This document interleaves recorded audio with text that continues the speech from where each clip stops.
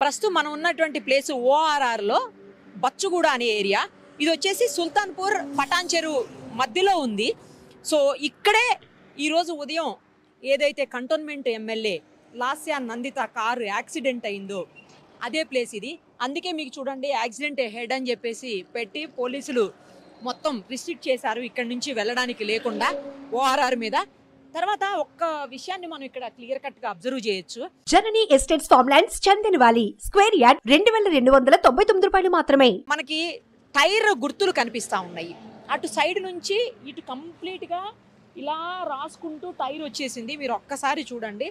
ఆ car accident చూస్తే మాత్రం చాలా భయానకంగా అనిపిస్తోంది. అసలు అదేదో చిన్నగా మామూలుగా తగిలినటువంటి యాక్సిడెంట్ లాగా అనిపించట్లేదు. నేను ఇప్పుడు ఆల్రెడీ చూసి వచ్చాం కదా, 100 దగ్గర స్పీడ్ కూడా లాక్ అయిపోయింది. మరీ ఎక్కువ స్పీడ్ కూడా కాదేమో అనిపిస్తోంది ఇక్కడికి వచ్చిన తర్వాత చూస్తే. ఎందుకంటే మరీ స్పీడ్ ఉంటే ఇంకా ఎక్కువ ప్రమాదం జరిగేదేమో ముందు వాళ్ళకు కూడా. కానీ విచిత్రం ఏంటంటే ఎవరైతే డ్రైవింగ్ సీట్లో ఉన్నారో అతనికి గాయాలు అయ్యాయి తప్ప అతనైతే చనిపోలేదు. వెనక సీట్లో కూర్చున్నటువంటి ఆవిడ మాత్రం, ఎమ్మెల్యే మాత్రం చనిపోవటం అనేది దురదృష్టకరము.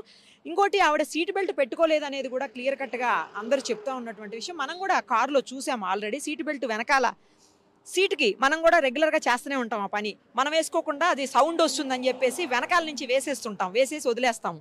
సో అలాగే జరిగినట్లుంది. ఇక్కడ నుంచి చూడండి, ఇదిగో టైర్ సింబల్ చూడండి, మీకు కనిపిస్తుంది. రాసుకెళ్ళినట్లుగా ఇది అంతా కూడా టైర్ సింబలే క్లియర్ కట్గా కనిపిస్తుంది. కారుకు సంబంధించినటువంటి పార్ట్స్ అన్నీ కూడా ఊడి కింద పడిపోయాయి. ఒక్కసారి అబ్జర్వ్ చేయండి. ఈ సిచ్యుయేషన్ చూస్తుంటే మాత్రం ఖచ్చితంగా కారు అంటే అక్కడి నుంచే చిన్న చిన్న కారుకి సంబంధించినటువంటి పీసులన్నీ, బాడీకి సంబంధించినటువంటి పీసులన్నీ, ఇంజన్కి సంబంధించినటువంటి పార్ట్లు చిన్న చిన్నవి అన్నీ కనిపిస్తూ ఉన్నాయి. అదేంటండి? బ్రేక్ ఆయిల్ క్యాపా? ఇదిగో బ్రేక్ ఆయిల్ క్యాప్ అంట చూడండి, అది కూడా పడిపోయింది. సో దాదాపు ఎక్కడైతే రైలింగ్ని తాకిందో ఆ రైలింగ్ని తాకడానికి ఇంకా కాస్త ప్లేస్ ముందు ఉంది. ఆ రైలింగ్ ఎక్కడ తాకిందో అక్కడి నుంచి 150, 200 మీటర్లు, 100-200 మీటర్ల మధ్యలో ఆ రూట్ అయితే, అంటే అంత పొడవునైతే మాత్రం ఎన్ని పార్ట్లు పడిపోయే ఉన్నాయి. మొత్తం అన్నీ చూడండి, అబ్జర్వ్ చేయండి. ఇదిగో వెహికల్వి మొత్తం అన్ని పార్ట్స్ పడిపోయి ఉన్నాయి.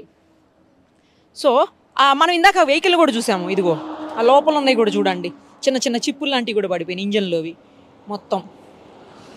ఇక్కడ ఏదో అన్నీ అవే. ఇంకా ఆ బండి తయారైన డేట్ అనుకుంటా మేబీ, అవన్నీ కూడా ఉన్నాయి దాని మీద.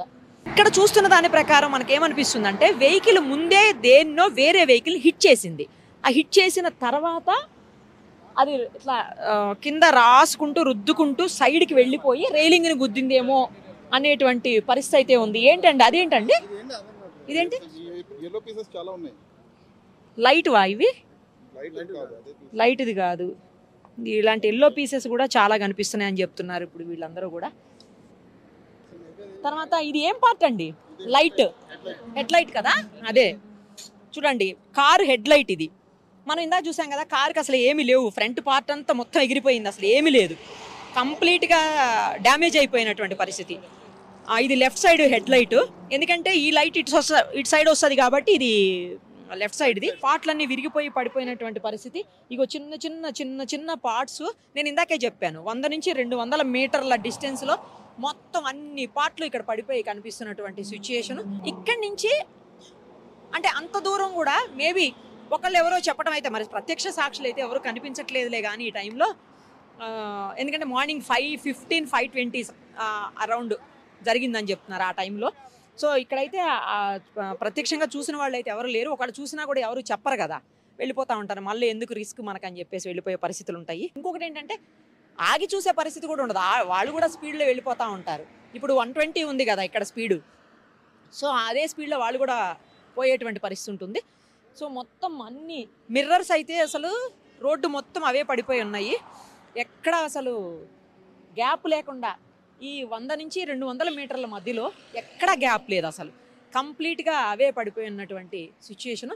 సో ఇలా ఆ వెహికల్ని హిట్ చేసిన తర్వాత ముందుకు అట్లా వచ్చేసి వెహికల్ ఆ రైలింగ్కి డాష్ ఇచ్చింది అనేది ఇప్పుడు ఇక్కడ ఉన్నటువంటి పరిస్థితిని బట్టి మనకు అర్థమవుతుంది. ఇంకా పూర్తి స్థాయిలో పోలీస్ ఇన్వెస్టిగేషన్ అయితే కానీ ఇంకా ఏం జరిగిందనేది మనకు కూడా తెలిసేటువంటి సిచ్యుయేషన్ ఉండదు. ఇక్కడే రైలింగ్ని తాకినటువంటి సిచ్యువేషన్ చూడండి. అక్కడి నుంచి వచ్చి ఇలా రైలింగ్ని తాకిందనమాట. సో ఇంకా ఇక్కడ కూడా చాలా పార్ట్స్ ఉన్నాయి. రైలింగ్ని తాకిన తర్వాత పగిలిపోయినటువంటి కారుకి సంబంధించినటువంటి చాలా పార్ట్స్ ఉన్నాయి. ఈ గ్లౌజ్ కూడా ఉంది. ఇది మేబీ అంబులెన్స్ వాళ్ళదై ఉండాలి. బ్లడ్ స్టెయిన్స్తో ఉన్నటువంటి గ్లౌజెస్ ఉన్నాయి. ఈ రైలింగ్ కూడా చూడండి సైడ్కి వెళ్ళిపోయింది. ఎక్కడైతే బండి తాకిందో అక్కడ పూర్తిగా సైడ్కి ఇట్లా వంకర అయిపోయింది చూడండి, బెండ్ అయిపోయినటువంటి సిచ్యుయేషను. సో ఇక్కడతో ఆగలేదు, ఇంకా ఆ పార్ట్స్ అన్నీ కూడా అవతల అట్లా పడుతూనే ఉన్నాయి. ఇగో చూడండి, ఇంకా చాలా దూరం వరకు పార్ట్స్ అన్నీ మొత్తం అటు సైడ్ కూడా పడి ఉన్నాయి, అటు కూడా పడిపోయి ఉన్నటువంటి పరిస్థితి. ఇంకాస్త ముందుకు కూడా మనకు కనిపిస్తున్నాయి చూడండి, ఇంకా పార్ట్స్ కారుకి సంబంధించినటువంటి పార్ట్స్ ఇంకా చివరి వరకు కూడా, ఇంకా అవతల వరకు కూడా కనిపిస్తున్నాయి. అంటే తాకి యువతలకు వచ్చినప్పుడు జరిగి ఉండాలి.